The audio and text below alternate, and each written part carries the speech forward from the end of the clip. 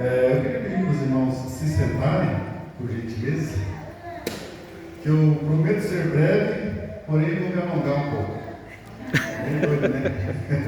Mas, ser crente é isso, né, irmão? Ser crente é ser meio doido. Mas mais doido ainda, eu vi uma frase muito linda do Billy Graham. Olha, eu vou citar Billy Graham. Quem conhece Billy Graham? Amém. Amém. Uma frase muito linda do Billy Graham, ele disse assim: loucura, a maior loucura é nós não termos tempo para Deus aqui e queremos morar com Deus na eternidade. É louco isso, né? Glória a Deus. Irmão, quem estava aqui domingo à noite? Eu vi o Ed aqui na hora que ele foi ministrar, ele falou uma coisa muito assim que me tocou muito assim, né? Ele estava falando sobre nós não mais conseguimos provocar o inimigo. Ele falou assim que nós estamos muito frios, estamos muito parados em relação aos nossos, vamos dizer assim, crentes de antigamente, né? Porque antigamente era uma coisa assim que não era fogo igual dos pastores, era incêndio, né? Hoje em dia eu vou falar, caiu fogo, mas antigamente era um incêndio na igreja, né? E nós estamos muito parados assim em relação a isso. Meu Deus do céu, e a gente precisa se atentar, né, para esse tipo de coisa. Amém? Amém. Para quem não me conhece, sou Alex. Prazer. Para quem já me conhece, prazer estar aqui com vocês nesta noite. E que Deus venha falar aos nossos corações, né? E vamos nos atentar mais, né, para buscar mais a Deus, porque Jesus está às portas, né? E quando Ele bater, nós temos que abrir, irmãos, e temos que estar preparados para subir, amém? Amém. Glória a Deus. Eu queria falar um pouquinho nesta noite sobre a presença de Deus na nossa vida, porque o Ed falando aquilo domingo à noite me veio assim, para a gente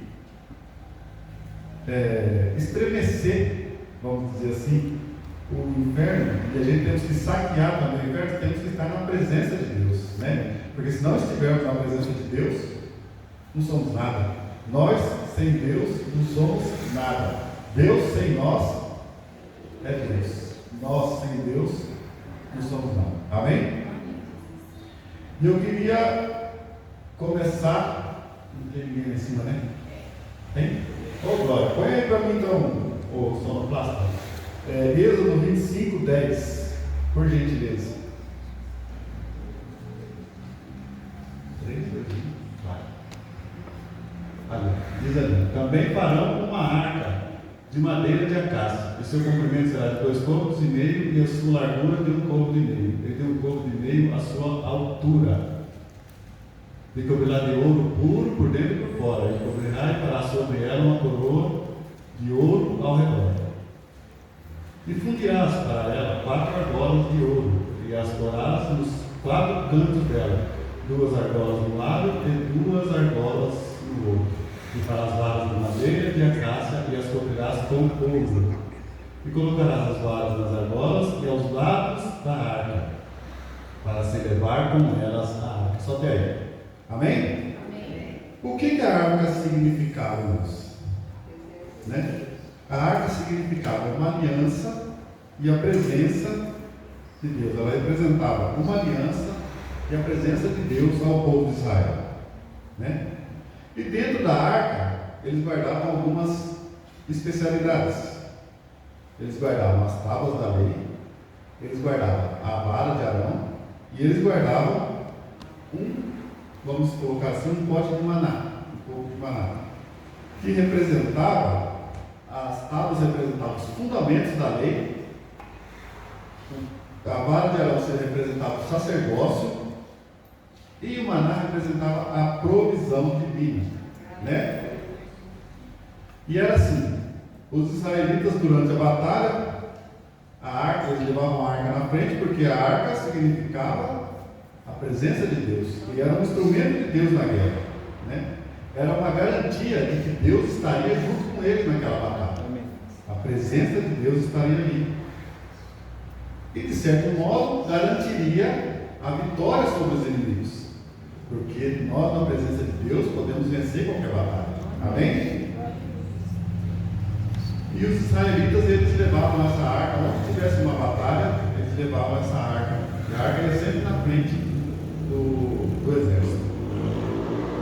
Passou-se um tempo, depois que construiu a arca, passou-se um tempo. Põe aí para mim agora 1 Samuel 4, verso 1. Mais um capítulo, por favor. E os filisteus se dispuseram em ordem de batalha para sair contra Israel. Estendendo-se a peleja, Israel foi ferido diante dos filisteus, porque feriram na batalha no campo uns 4.000 homens. Obrigado. Diz aí que Israel saiu para pelejar, para batalhar contra os filisteus. E nessa batalha, Israel começou a perder a guerra. Feriram primeiro 4.000 homens. E como Israel estava perdendo, o que eles pensaram? Vamos mandar buscar a arca. Amém? Amém. E mandaram buscar a arca. E quem trouxe a arca foi Ofni e Finéias, que eram filhos de Eli. Põe para mim, David, 1 Samuel 4 e 5. Vamos ler um pouquinho mais. Enviou, pois, o povo a Siló e trouxeram de lá a arca da aliança do Senhor dos Exércitos, que habita entre os querubins. E os dois filhos dele, Ofni e Finéias, estavam ali com a arca da aliança de Deus. 5. E sucedeu que, vindo a arca da aliança do Senhor ao arraial, todo Israel gritou com grande júbilo, até que a terra estremeceu. Olha que bênção, irmãos. A presença de Deus chegou no meio do soldado. E eles gritaram com grande júbilo, que até a terra estremeceu. Imagina a felicidade desses soldados quando a arca chegou ali. Porque já haviam morrido 4.000 homens. E quando a arca chegou, o que eles pensaram? Agora a vitória é nossa. Não tem chance. Chegou a arca, chegou a presença de Deus no nosso meio. Agora esses filisteus incircuncisos vai ver só uma coisa. Agora a gente vence. E eles pediram para buscar a arca por uma razão assim, simples, né? Porque eles estavam perdendo. Simplesmente, a gente vai buscar a arca, maravilha, vamos ser os campeões dessa guerra agora. Porque na presença de Deus, quando estamos na presença de Deus, não tem como as coisas dar errado. Quem concorda? Amém. Amém. Só que para eles, não foi bem assim não. Né? Deu errado, como diz o nosso pastor aqui, deu ruim, né? Pelo menos, se a gente for ler o texto um pouquinho mais para frente, vai dizer que mesmo com a arca ali, Israel perdeu a guerra. E Ofni e Finéias foram mortos pelos filisteus. E os filisteus pegaram a arca, a presença de Deus que estava no meio de Israel, e levaram para a cidade deles. Né? E por que eles perderam a guerra disso? Porque eles pensavam estar na presença de Deus, principalmente Ofni e Finéias. Principalmente. Eles pensavam estar na presença de Deus. Mas Ofni e Finéias, eles eram pessoas desobedientes a Deus. Eles pecavam muito diante da casa de Deus, na frente da escada da tenda lá da casa de Deus. Eles pecavam muito. E Deus já tinha mandado um homem, da Bíblia diz que foi um homem de Deus falar a Eli que nenhum dos seus descendentes chegaria à velhice. E essa profecia se cumpriu ali. Quando Ofni e Finéias foram mortos ali. Depois, se a gente continuar lendo, vai ver que mais para frente ele também morre. ficando no lugar dele, né? E essa profecia que Deus mandou, a Bíblia não diz o nome, né, do profeta que foi, se cumpriu nesse dia. E por que a profecia se cumpriu? Porque diante de Deus não pode haver pecado. E havia pecado ali diante de Deus. A presença de Deus, se houver pecado, não vai haver a presença de Deus. Porque a Bíblia nos diz que o que nos separa de Deus é o pecado, né? Vamos trazer para o dia de hoje. Muitas vezes, nós também, né, pensamos que estamos assim, estou assim, juntinho com Deus. É só eu chegar aqui e Deus vem. Eu vou para cá, Deus vai. Eu vou para frente, Deus vai. Se eu der um passo atrás, Deus vai comigo. Porque eu estou na presença de Deus. Mas tem que ser do meu jeito, do meu modo, do jeito que eu quero. Né? Assim como Hófni e Finéias. Eles eram assim. Eles pegaram a arca e falaram: não, a gente vai levar a arca, porque Deus vai estar conosco, do nosso jeito. E assim hoje em dia nós, né? E muitas vezes nós achamos assim que tudo vai dar certo para a gente, tudo. Não importa onde eu estiver, não importa o que eu faça. Deus está comigo e aquilo ali vai se cumprir. O que eu falar vai dar certo, o que eu profetizar vai acontecer, né? E muitas vezes a gente se vê no meio de uma batalha, assim como os israelitas se viram no meio de uma batalha. E a gente vê que a gente está perdendo. E aí, a gente deixa para trazer a arca, né? Então nós estamos perdendo essa batalha. Amém? E a gente está perdendo e a gente fala: vou voltar de novo na presença de Deus, porque tem que ser do meu jeito, tem que ser a hora que eu quero. E já que eu estou perdendo, então eu vou buscar a presença.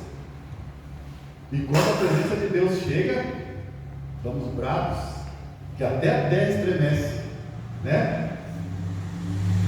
E aí a gente fala: agora eu ajoelhei aqui, chamei Deus, Deus chegou, a vitória é certa. Eita glória! Glória a Deus! Mas a luta continua. A luta continua. Porque às vezes nós estamos achando que estamos ganhando, mas estamos sendo derrotados, né? E nós não entendemos que a presença de Deus, mas não pode só estar conosco. A presença de Deus na nossa vida não pode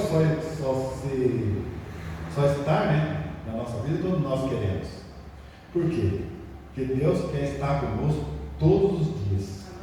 Amém. Deus quer estar conosco em todos os momentos, sejam momentos bons ou sejam momentos ruins. Só que às vezes quando nós vivemos momentos bons na nossa vida, não preciso de Deus, eu estou bem, top, né? Estou maravilha, minha vida, tá chique demais. E quando chegam os momentos ruins, corremos atrás de Deus. Ô Senhor, não dá, só estou sem sua presença. Cadê a presença do Senhor na minha vida? O Senhor me disse que estaria comigo todos os dias até a consumação dos séculos. Mas Deus está. E nós? Estamos? Amém? Amém. E a palavra de Deus diz que os filisteus, voltando ao texto aqui, os filisteus levaram uma arca, né, para a cidade deles e colocaram dentro de um templo de um deus deles lá que chama Dagon. E eu creio assim que ao eles entrarem na arca dentro daquele templo, foi um desrespeito muito grande à presença de Deus, né? Foi um desrespeito grande para Deus. E a arca ficou ali por algum tempo, e os filisteus eles começaram a ser acometidos por uma praga de tumores, diz a Bíblia, né? Uma praga de tumores. E daí, como eles estavam sendo acometidos por essa praga, eles já pensaram: o que está acontecendo com nós?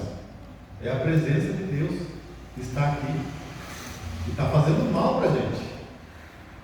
Por quê? Porque eles não respeitavam a presença de Deus. E a presença de Deus, sem o devido respeito que ela deve, que nós devemos a Deus, ela não é bênção. Assim como não foi para os filisteus. Amém? E eles querendo se livrar da presença de Deus, da arca, né? Eles colocaram a arca numa carroça, pegaram 2 vacas, trelaram uma carroça nas vacas, colocaram a arca ali e mandaram embora. E a arca de Deus, ela volta para Israel. Volta para lá. As vacas vão andando, chega lá em Israel. Olha que bênção, irmãos. A presença de Deus voltando para casa, voltando para a vida dos israelitas. E quando a arca chega em Israel, o que acontece? Felicidade novamente, a presença de Deus voltou para o nosso meio. Glória a Deus, está aqui.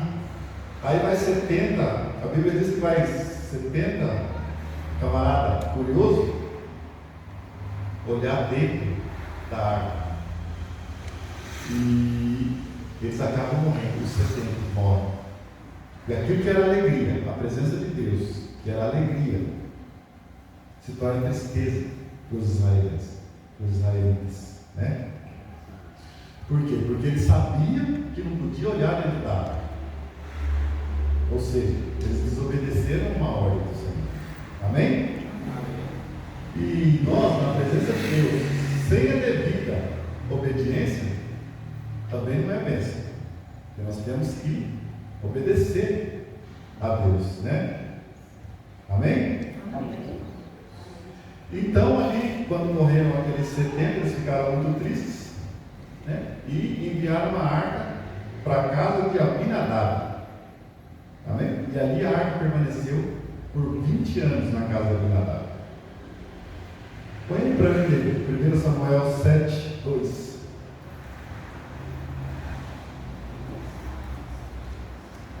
Sucedeu que desde aquele dia a arca ficou em Kiriat-Jearim, e tantos dias se passaram que até chegaram 20 anos, e lamentava toda a casa de Israel pelo Senhor. E lamentava toda a casa de Israel pelo Senhor.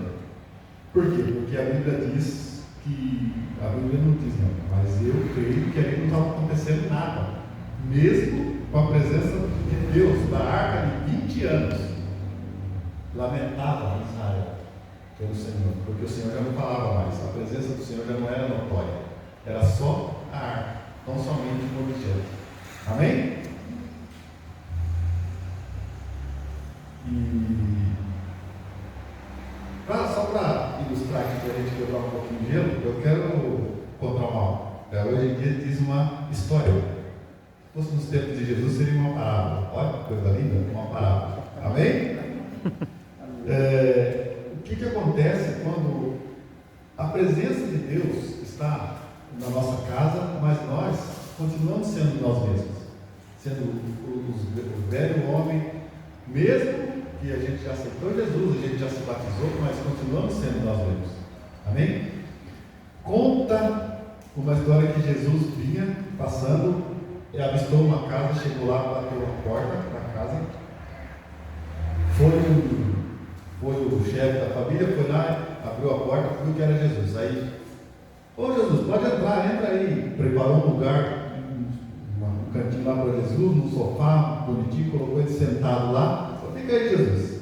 Jesus ficou sentado dentro da casa, a presença de Deus dentro da casa dessa família.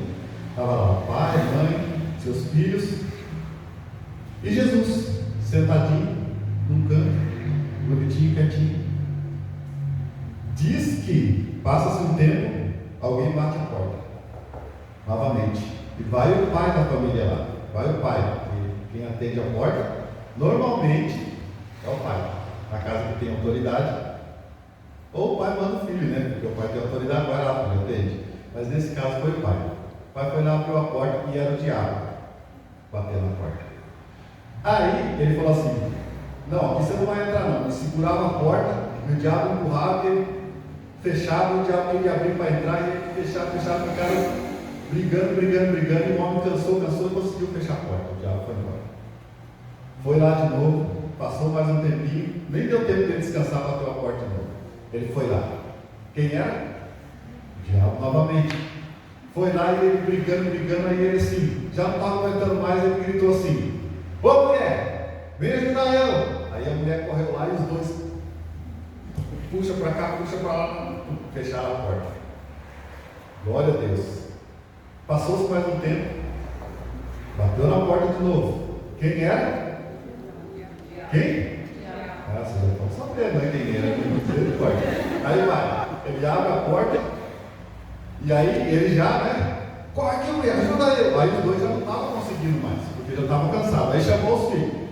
Filha, vem cá, molecada, ajuda eu aqui. E o pai puxa para cá, puxa para lá, e todo mundo cansado. O diabo quase abre a porta e eles trancaram. Foram lá, caíram no sofá, cansados. Vem, bate a porta de novo. Quem era? Eita, era o homem de novo. Aí chegou lá, e eles cansados já não conseguiam nem andar mais. Aí ele olhou no cantinho lá assim, quem estava lá? Eita, agora, aí falou: Senhor Jesus, deixa a porta lá para mim, pelo amor de Deus, estou cansado, não estava vendo não. Aí Jesus foi lá, abriu a porta, o diabo olhou para ele e falou assim: pô, bati na porta errada, foi embora.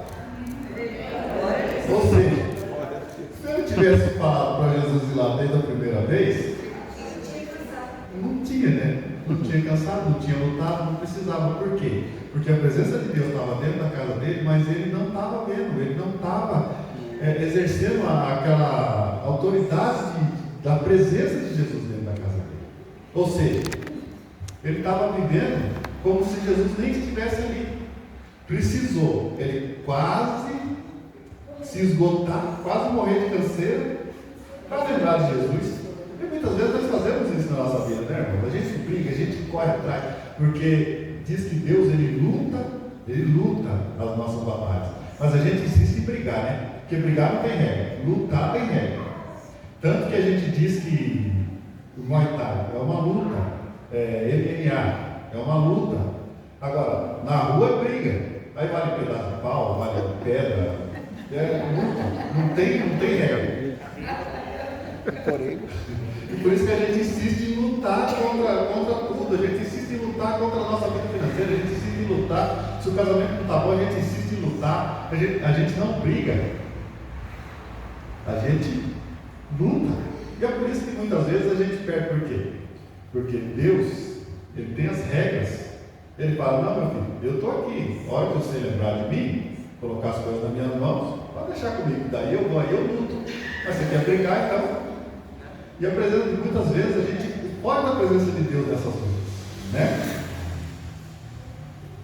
E, voltando ao texto que passa mais um tempo, que a arca está lá há 20 anos, há um relato aí, eu vi alguma coisa no Google, que a arca permaneceu ali mais ou menos uns 62 anos, né? E nada de novo acontecia, até que levaram a arca para a casa de Obed-Edom. E ali em 3 meses, o que a arca não fez em 20 anos ou 62 anos, ali na casa de Obed-Edom, em 3 meses, foi uma maravilha. Ele prosperava, os cabritos dava cria, as ovelhas tinham muita lã, era uma bênção. E o Obed-Edom estava na maravilha. Aí Davi ficou sabendo disso, né? A presença de Deus está muito forte na casa daquele cara, vou lá buscar. E Davi foi lá buscar a arca da aliança, a presença de Deus. Davi queria para ele, foi lá, mandou fazer um carro de boi novinho, pegou os bois, colocou a arca em cima e vem passando, a arca balança, vai cair, usar, vai lá e toma, põe a mão. Acontece o quê? Por quê?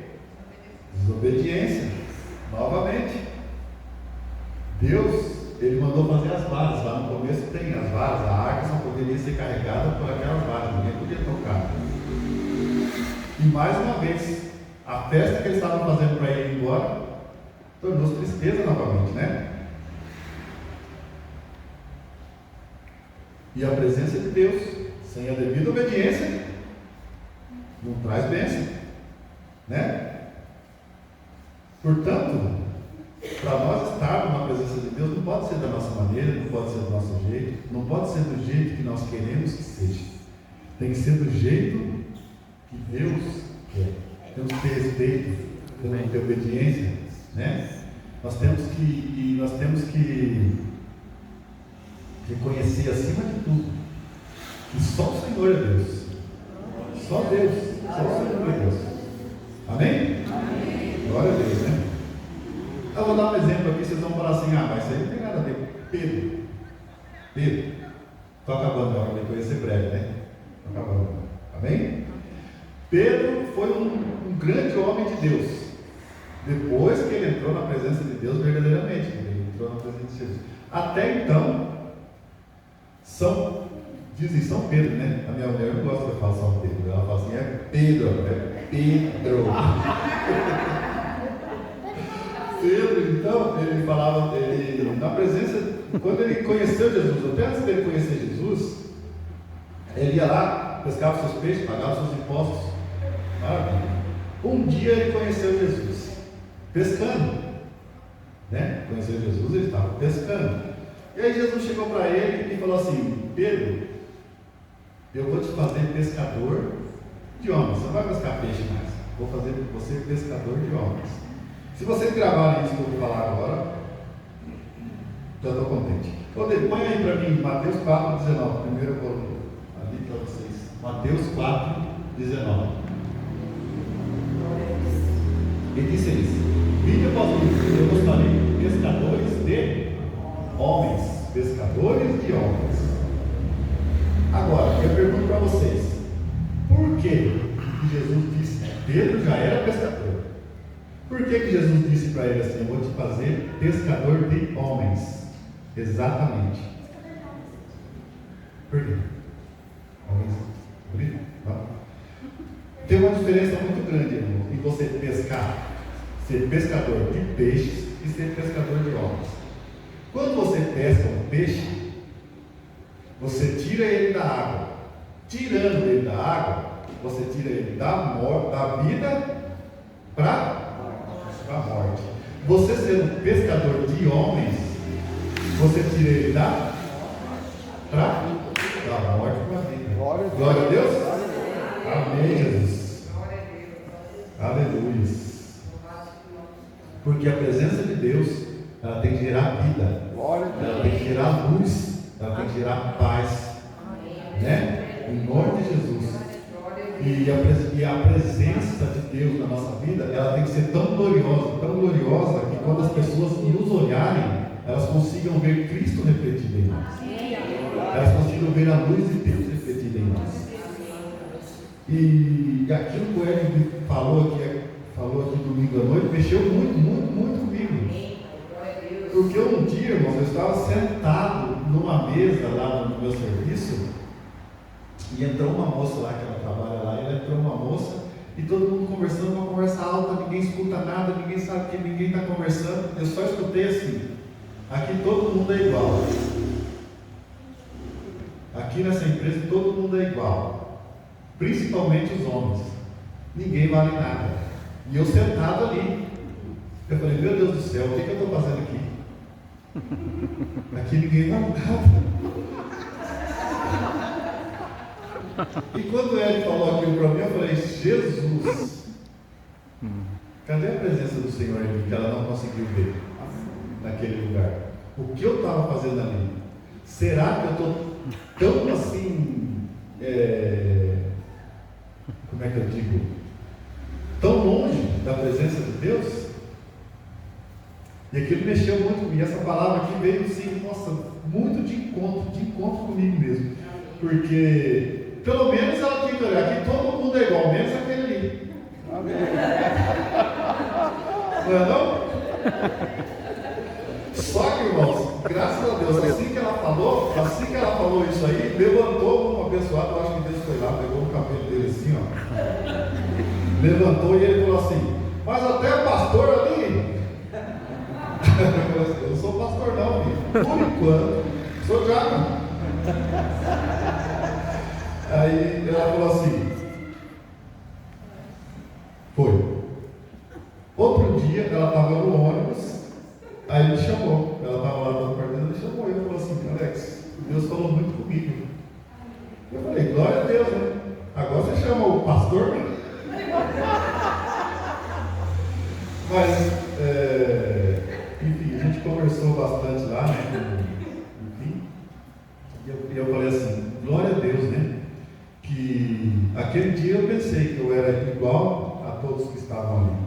Mas Deus me mostrou que, ou bem, estou falando, não Deus ou bem ou mal, ou bem ou mal, Deus está comigo.